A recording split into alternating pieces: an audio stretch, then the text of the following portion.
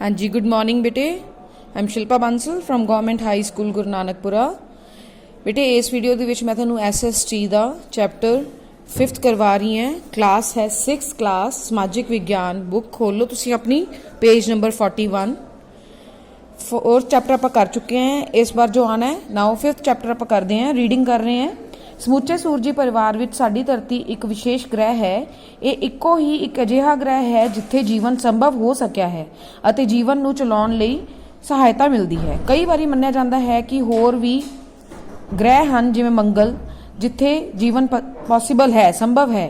ਫਿਰ ਵੀ ਇਸ ਬਾਰੇ ਅਜੇ ਕੋਈ ਇੰਨਾ ਪੱਕਾ ਪ੍ਰਮਾਣ ਪ੍ਰਾਪਤ ਨਹੀਂ ਹੋਏ। ਧਰਤੀ ਦੇ 3 ਪਰਿਮੰਡਲ ਹਨ, ਧਰਤੀ, ਪਾਣੀ ਅਤੇ ਹਵਾ, ਜਿਹੜੇ ਜਿਉਣ ਲਈ ਸਹਾਈ ਹੁੰਦੇ ਹਨ। ਧਰਤੀ ਦੀ ਸਤਹ ਤੇ ਸਾਨੂੰ ਸਾਰਿਆਂ ਨੂੰ ਪਤਾ 71% ਪ੍ਰਤੀਸ਼ਤ ਹਿੱਸਾ ਪਾਣੀ ਹੈ, 29% ਹਿੱਸਾ ਠੋਸ ਹੈ, ਮਤਲਬ ਧਰਤੀ ਹੈ। ਥਲ ਮੰਡਲ ਜਿਹਨੂੰ ਕਿਹਾ ਜਾਂਦਾ ਹੈ। ਹਵਾ ਦਾ ਪਰਿਮੰਡਲ ਜਿਸ ਨੇ ਧਰਤੀ ਨੂੰ ਚੁਫੇਰਿਓਂ ਵਲਿਆ ਹੋਇਆ ਹੈ ਉਸ ਨੂੰ ਵਾਯੂਮੰਡਲ ਆਖਦੇ ਹਨ। ਆਪਾਂ ਕਰਾਂਗੇ ਗੱਲ ਥਲ ਮੰਡਲ ਬਾਰੇ। ਥਲ ਮੰਡਲ ਰਜੇ ਕੀ ਚੀਜ਼ ਹੈ? ਸਖਤ ਪੱਥਰ ਤੋਂ ਬਣੀ ਧਰਤੀ ਦੀ ਸਖਤ ਸਤਹ ਨੂੰ ਥਲ ਮੰਡਲ ਕਿਹਾ ਜਾਂਦਾ ਹੈ। ਇਸ ਵਿੱਚ ਸਭ ਤਰ੍ਹਾਂ ਦੇ ਥਲ ਰੂਪ, ਛੋਟੇ ਵੱਡੇ, ਉੱਗੜ ਦੁੱਗੜ, ਪੱਧਰੇ, ਉੱਚੇ ਪਰਬਤ, ਘਾਟੀਆਂ ਸਭ ਪ੍ਰਾਪਤ ਹੁੰਦੇ ਹਨ। ਹੁਣ ਆਪਾਂ ਮੇਨ ਪੁਆਇੰਟ ਪੜ੍ਹਦੇ ਹਾਂ। ਸੰਸਾਰ ਦੀ ਸਭ ਤੋਂ ਉੱਚੀ ਪਹਾੜੀ ਮਾਊਂਟ ਐਵਰੈਸਟ ਹੈ। ਸਭ ਤੋਂ ਨੀਵੀਂ ਖਾਈ ਮੈਰੀਨਾ ਖੱਡ ਵੀ ਸਮੁੰਦਰੀ ਪੱਧਰ ਤੋਂ ਹੀ ਨਾਪੀਆਂ ਗਈਆਂ ਹਨ। ਫਿਰ ਭੂਮੱਧ ਰੇਖਾ ਬਾਰੇ ਗੱਲ ਕਰਦੇ ਹਾਂ ਕਿ ਧਰਤੀ ਦੀ ਸਤਹ ਤੇ ਪਾਏ ਜਾਣ ਵਾਲੇ ਭੂਮੱਧ ਰੇਖਾ ਨੇ ਭੂ-ਰੂਪ 3 ਭਾਗਾਂ ਵਿੱਚ ਵੰਡੇ ਗਏ ਹਨ। ਪਹਿਲਾ ਹੈ ਪਹਾੜ, ਫਿਰ ਪਠਾਰ, ਫਿਰ ਮੈਦਾਨ। ਦੇਖੋ ਬੇਟੇ ਪਹਾੜ ਬਾਰੇ। ਪਹਾੜ ਉਹ ਥਲ ਰੂਪ ਹਨ ਜੋ ਆਪਣੇ ਆਲੇ ਦੁਆਲੇ ਥਲ ਤੋਂ ਉੱਚਾ, ਵੱਖੀਆਂ ਤੋਂ ਢਲਾਨਦਾਰ ਅਤੇ ਉੱਪਰਲੇ ਸਿਰਿਆਂ ਤੋਂ ਤਿਕੋਣੇ ਹੁੰਦੇ ਹਨ। ਇਹ ਆਮ ਕਰਕੇ ਧਰਤੀ ਤੇ ਇੱਕ ਲੜੀ ਦੇ ਰੂਪ ਵਿੱਚ ਹੁੰਦੇ ਹਨ। ਇਹਨਾਂ ਦੇ ਇਕੱਠ ਨੂੰ ਪਰਬਤ ਲੜੀ ਕਿਹਾ ਜਾਂਦਾ ਹੈ। ਸੰਸਾਰ ਵਿੱਚ ਪ੍ਰਸਿੱਧ ਪਰਬਤ ਸ਼੍ਰੇਣੀਆਂ ਤਹਿਦਾਰ ਚੱਟਾਨਾਂ ਦੀਆਂ ਬਣੀਆਂ ਹਨ। ਇਹ ਨਵੇਂ ਬਣੇ ਵਲਨ ਪਰਬਤ ਹਨ। ਹੁਣ ਤੁਸੀਂ ਦੇਖ ਸਕਦੇ ਹੋ ਇਹਨਾਂ ਦੇ ਨਾਮ, ਇਹਦੇ ਤੁਸੀਂ ਯਾਦ ਕਰ ਲਿਓ ਜਿਹੜੇ ਤੁਹਾਨੂੰ ਈਜ਼ੀ ਲੱਗਦੇ ਆ। ਉੱਤਰੀ ਅਮਰੀਕਾ ਦੀ ਰੌਕੀ ਪਰਬਤ ਸ਼੍ਰੇਣੀ, ਦੱਖਣੀ ਅਮਰੀਕਾ ਦੀ ਐਂਡੀਜ਼, ਏਸ਼ੀਆ ਦਾ ਹਿਮਾਲਿਆ, ਅਫਰੀਕਾ ਦਾ ਐਟਲਸ ਪਹਾੜ ਪਰਬਤ ਸ਼੍ਰੇਣੀ, ਯੂਰਪ ਦੇ ਐਲਪਸ, ਆਸਟ੍ਰੇਲੀਆ ਦੇ ਮਹਾਨ ਵਿਭਾਜਨ ਸ਼੍ਰੇਣੀ, ਇਹ ਸਾਰੀਆਂ ਪਰਬਤ ਸ਼੍ਰੇਣੀਆਂ ਹਨ। ਪਠਾਰ ਕੀ ਹੁੰਦਾ ਰਾਜੇ? ਮੇਜ਼ ਵਾਂਗ ਹੋਣ ਕਰਕੇ ਇਸ ਨੂੰ ਮੇਜ਼ ਭੂ-ਰੂਪ ਕਿਹਾ ਜਾਂਦਾ ਹੈ। ਪਠਾਰਾਂ ਦੇ ਵਿੱਚ ਕਿਹੜੇ ਪਠਾਰ ਹਨ? ਭਾਰਤ ਦੀ ਦੱਖਣ ਦੀ ਪਠਾਰ, ਉੱਤਰੀ ਅਮਰੀਕਾ ਦੀ ਐਲਪੇਸ਼ੀਅਨ ਪਠਾਰ, ਮੱਧ ਅਫਰੀਕਾ ਦੀ ਪਠਾਰ, ਤਿੱਬਤ ਦੀ ਪਠਾਰ। ਫਿਰ ਮੈਦਾਨੀ ਇਲਾਕਾ ਉਹ ਜਿੱਥੇ ਆਪਾਂ ਰਹਿ ਰਹੇ ਹਾਂ, ਜਿੱਥੇ ਸਾਰੀਆਂ ਚੀਜ਼ਾਂ ਸਾਨੂੰ ਮਿਲਦੀਆਂ ਹਨ। ਸਮੁੰਦਰ ਰੂਪ ਤੋਂ ਜ਼ਿਆਦਾ ਉੱਚੇ ਨਹੀਂ ਹੁੰਦੇ ਇਹ ਮੈਦਾਨ।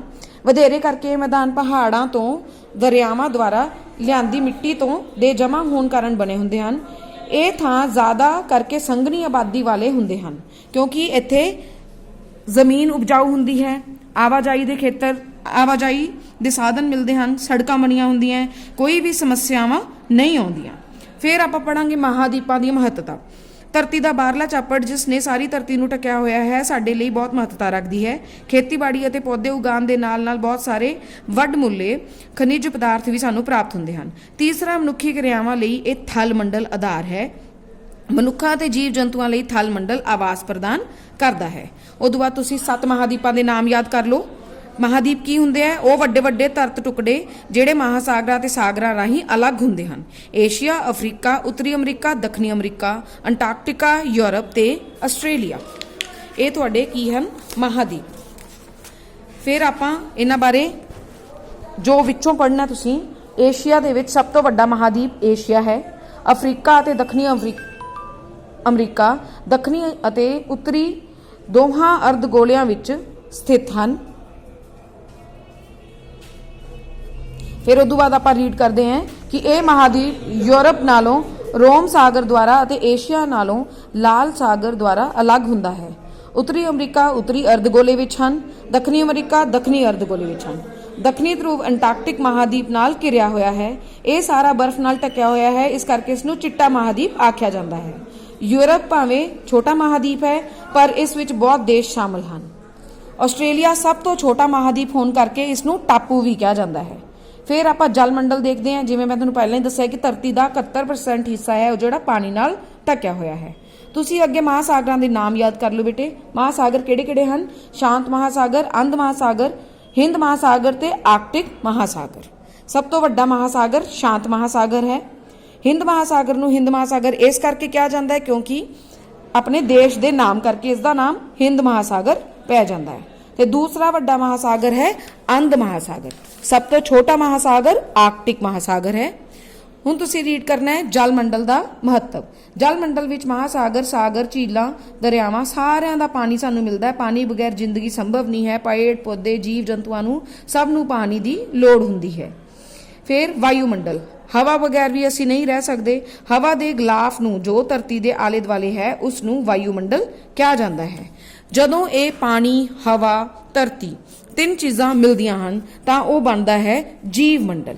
जीव मंडल की है? तिन्ना परिमंडलों के स्वरूप नूं जीव मंडल कहा जाता है, जिहदे नाल साडी जिंदगी पॉसीबल है। असी उत्थे रह सकते हैं। जिथे एक भी चीज़ ना होगी असी उत्थे नहीं जियो सकते। धरती के सारे परिमंडलों का एक दूसरे नाल आपसी संबंध है। जदों भी किसी एक मंडल विच तब्दीली आउंदी है तो दूसरे परिमंडल विच भी कुछ ना कुछ असर पाउंदा है, मतलब असर आउंदा है। जिवें जंगलों विच दरख्तां नूं कट्टण नाल भूखोर दी रफ्तार वध जाती है, जिस कारण दरियावां विच मिट्टी ज़्यादा हो जाती है, दरियावां विच हड़ आ जाते हैं तो जीव मंडल दे विच भी फर्क पैंदा है। तुसीं ये चैप्टर रीड कर लेना है। बहुत ईजी चैप्टर है, बहुत सौखा है। तुहानूं मैं मेन पॉइंट्स दस्से है ताकि तुहानूं ये समझ आ जाए। तुसीं इहदे विच की रीड करना है? थल मंडल, वायुमंडल, जल मंडल, सारे महासागरां दे नाम याद करने हैं, महादीपां दे नाम याद करने हैं। वायुमंडल की हुंदा है, उहदे विच किन्नी हवा है, किन्ना पानी हुंदा है, जीव मंडल किहदे सुमेल नाल बनदा है, ये सारी चीज़ तुसीं इहनूं याद करनी है। ये तुहाडे वातावरण बारे है। उस तो बाद लास्ट ते तुहानूं दस्सिया गया है कि किहड़े नुकते सानूं ध्यान रखने चाहिए है कि मनुखी वसों के वाधे तो रोक जरूरी है, जीवमंडल ते इसका भार घटाया जा सके, सावधानी नाल कुदरती साधना की वरतों करनी चाहिए है, मनुख नूं जियो ते जिउण दिओ दा नियम अपनाना चाहिए है ताकि लगातारता सारिਆਂ ਦੀ जिंदगी दे विच बन सके। ये सी बेटा तुहाडा चैप्टर 5वां चैप्टर धरती दे परिमंडल।